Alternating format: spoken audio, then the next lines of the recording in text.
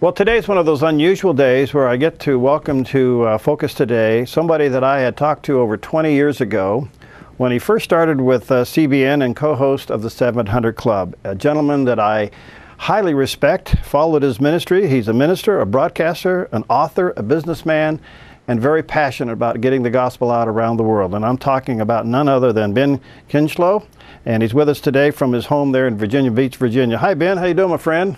Outstanding, Perry. Thank you very much for having me on the program today, man. It's a pleasure to be back with you after all these years. Well, I tell you, a lot going on. Listen, your former colleague, Pat Robertson, he's made some interesting comments lately about some of the things going on in America as it also relates in a correlation to some of the citizens' unrest in Egypt. Do you think it's time to maybe mount up something like that in the United States? Well, you know, I think one of the things that you have to be very careful is people oftentimes take things out of context. You have to put things in the proper context, and you also have to understand what he was talking about specifically. First of all, he was not advocating that we get out and do what, you know, the millions of people did in Egypt. In other words, he is not advocating a coup or a violent overthrow of the United States government. No. That must be clearly understood. Right, and I'm sorry I didn't make that clear at the beginning, but go ahead. Well, no, there's some, but a lot of the things that you've seen on the internet and a lot of the reports you've seen seem to be indicating that Pat was advocating a violent revolution, an overthrow of our established government procedures by mob rule, and that is not what he was advocating in the least. Now, what he was saying, and sometimes I think we forget this, but you will remember in this month, just a few days ago, we celebrated something called Independence Day, the 4th of July. Now, what the 4th of July is all about was something called the American Revolution. This was the people of the colonies rising up against injustice, and after having pleaded with the monarch, found that the only way they could do it was through armed revolution, and they did. Fortunately, they put in place a system that will enable us to change our government completely without resorting to violence. Right. And that's the thing that I think we sometimes forget as American citizens. Well, you know, Ben, we're all frustrated by what's happening, and especially recently with this administration and some of their actions. It appears, Ben, that we're moving towards some kind of a lawlessness in this country, and I know we're all frustrated. How do we do this? How do we stop the nonsense, in your opinion? Well, you know, Perry, if you go back and remember, the whole purpose of history is to show us the right way and the wrong way. Or by that, I mean to show us one way as opposed to another way. Right. In America, we have established a system that says government of the people, for the people, by the people. In other words, the United States is a system founded on governing citizens, not governing tyrants. In other words, the power rests with the people, not with the government. When I say the power, that means the ability to change things rests with and in the hands of the general population, and it is not to be misconstrued as being a few people at the top ruling over the masses. All right, so it appears, however, we are getting into some kind of the atmosphere of a tyrannical administration. They just seem to be doing what they want to do. They seem to be somewhat imperialistic in the rulings that they're doing, and to the point where they make a law and then they make an exception to the law. What are we citizens to do? Well, you see, it's our fault. You remember the founding fathers put into the hands of the citizens something called the vote. Right. The people who serve are called public servants. That means that they are there to represent our positions, our views. Congress is established on the 2-4-6 rule. In other words, every 2 years, every 4 years, or every 6 years, depending on which office you hold, you have to come back and ask the American people for the privilege of going back and serving them again. And this works in the state, federal, and local government. The problem is we have turned away from this and put power in the hands of a few people, and we are letting them dictate to us how they think we ought to live. And it's our fault. If we don't like what they're doing, then every 2, 4, 6 years, vote them out, bring them back, and send somebody new in there. Okay. And you probably, like me, Ben, have watched, unfortunately, the evangelical lack of voter registration, and those who are registered even didn't vote. I mean, if you add up the numbers of those who are eligible and those who were registered and didn't vote, we can sway any election in this country, but we don't seem to think that that's important anymore. Well, the problem is we have been misinformed by our so-called Christian leadership. They have been telling us for decades that we are not supposed to be involved in politics. And so the average Christian, if you talk to the average Christian, he will tell you, well, that Christians shouldn't be involved in politics. It's dirty business. Nothing could be further from the truth. If anyone should be involved in putting truth to the forefront, it should be those people who are rooted and grounded in truth.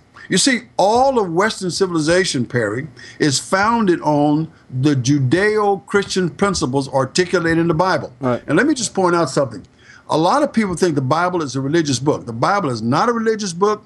It's not about religion. And if you examine it dispassionately, what you'll find is that there are 7 references to religious or religion in the Bible. And of those 7 references, 6 of them are, shall we say, less than positive. In other words, there's only one positive reference to religion in the Bible. So even God doesn't establish religion. Religion is man's idea of how to please his concept of God. That's what religion is. What we are called upon to do is to live according to established precepts that provide liberty and justice for all. Remember what it says in the Declaration? We hold these truths to be self-evident, that all men are created equal and endowed by the Creator with unalienable rights, and that among these are life, liberty, and the pursuit of happiness. Boy, that's so beautifully said. So beautifully said. Do you think Christian leaders are beginning to sense now it's time to act?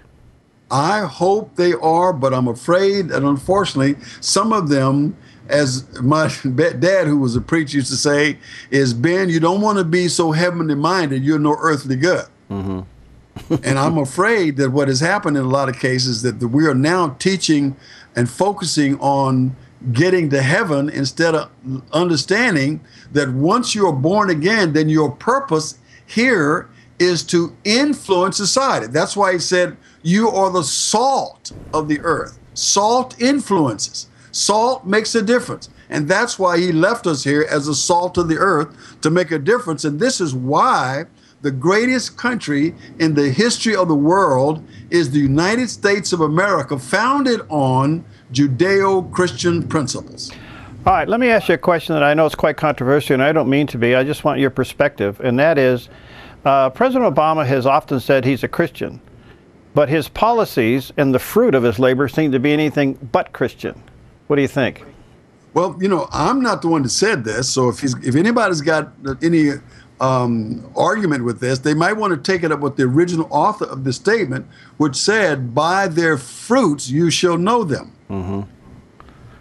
End of story. Okay. You don't pick peaches off of an apple tree and vice versa.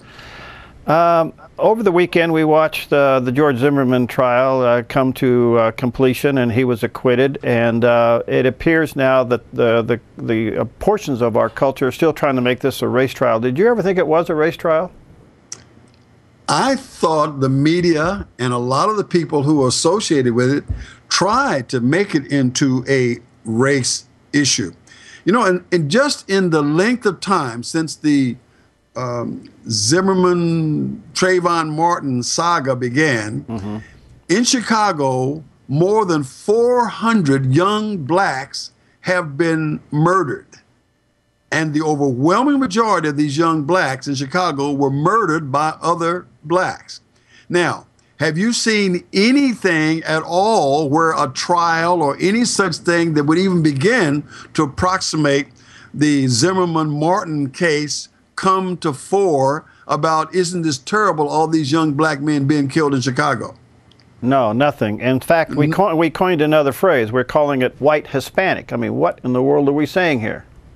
As long as you can put white in there, the people who profit by racial animosity are the people who will gain by this. Let me just point out something. There are people in this country, and I know there are some people who doubt this, but there are people in this country who really want to destroy America. They do not like the concept of the American system. They want to destroy it. And if you will remember correctly, one of the things that Abraham Lincoln said was a country divided against itself cannot stand.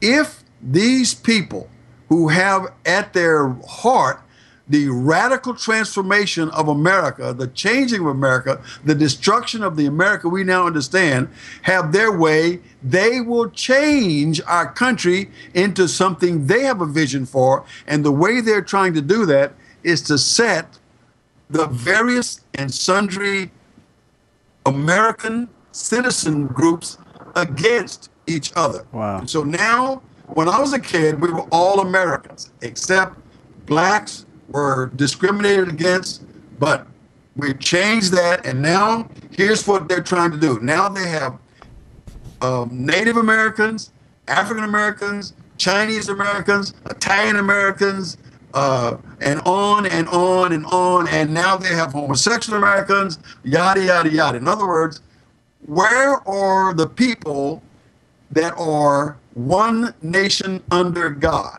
Wow. Ben, you're an inspiration. You haven't lost any of it. In fact, your fire's hotter than it's ever been. Listen, man, I want to tell you something. Yeah.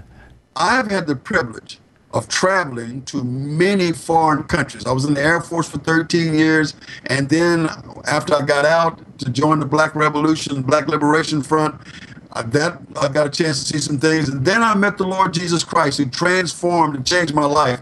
And since that time, I've also had a chance to go back and see a lot of different countries. And I want to say, without reservation, that this is the greatest country presently existing in the world. And I'll say this one last thing. If you go down and check the rosters of people trying to get into this country, the rosters go back for years. People are waiting years to get into America. I guarantee you there is no line, no waiting period for people who want to get out. If you don't like America, you can leave tomorrow. Beautiful. You're an inspiration. I'd love to have you back more often. Thank you, my friend. And people that want to, do you have a website? I do. It's called Ben Kinchlow, Kinchlow, benkinchlow.com. That's BenKinchlow.com. Thank you, my friend. Many, many blessings on you. Keep up the good work. Stay in the fight, and let's talk again soon. You do it too, Karen. Thanks for what you're doing, Perry. I appreciate it, man. We need more people and radio programs like yours. Thanks for having me. All right. God bless you.